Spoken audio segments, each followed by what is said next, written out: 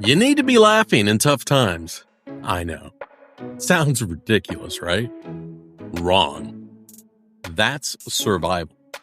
Look, I get it. When life smacks you upside the head, when stress, loss, or just sheer exhaustion piles up, the idea of laughing feels ridiculous.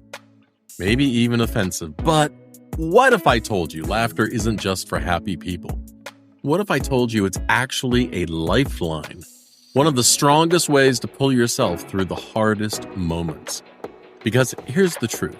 Laughter doesn't erase pain, but it makes carrying it easier. And hey, if this already hit home for you, boop that like button to give this a little love. It helps more people find this message, and honestly, we could all use a good laugh right now. Last time, we talked about how real strength comes from allowing yourself to be vulnerable, from reaching out, admitting when you need help, and letting people in. That takes courage. But you know what else takes courage? Letting yourself laugh when life dares you not to.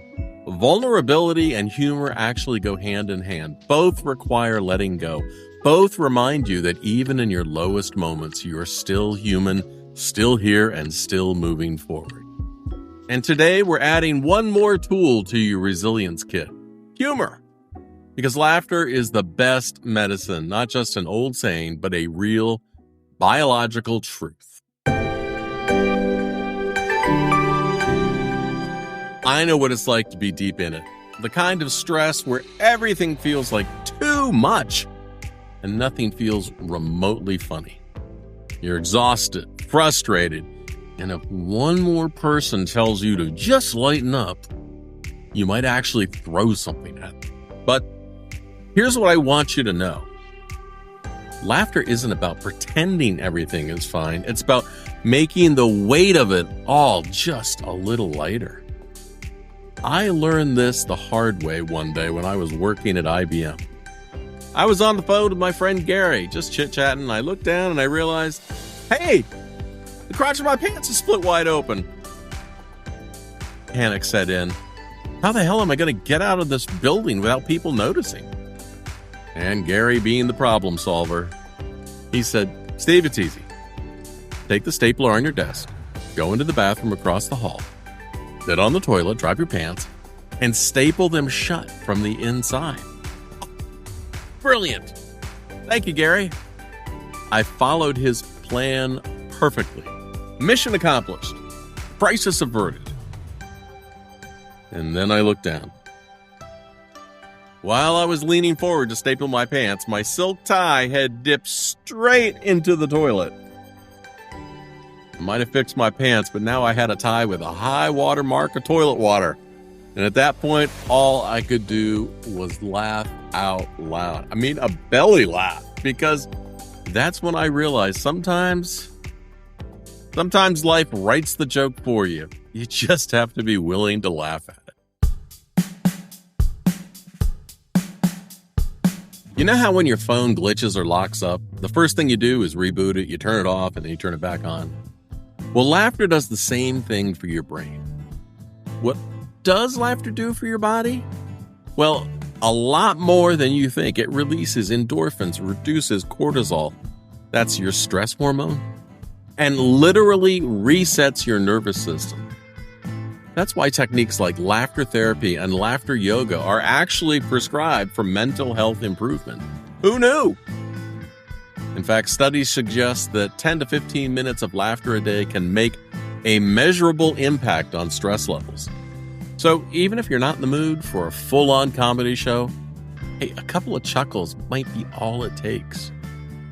And if you ever need a quick emergency joke to snap yourself out of panic mode, try one of these. Now, you know I'm a pilot, so you gotta remember the pilot's rule. What's the difference between a pilot and God? God doesn't think he's a pilot. How about Murphy's Law escape hatch? Murphy's Law says whatever can go wrong will go wrong, but Murphy was an optimist. Oh, and by the way, if this is making you think, wow, I really needed to hear this message today, then hit subscribe and like. Ring the notification bell. That way, next time life feels ridiculous, you already have a reminder coming your way.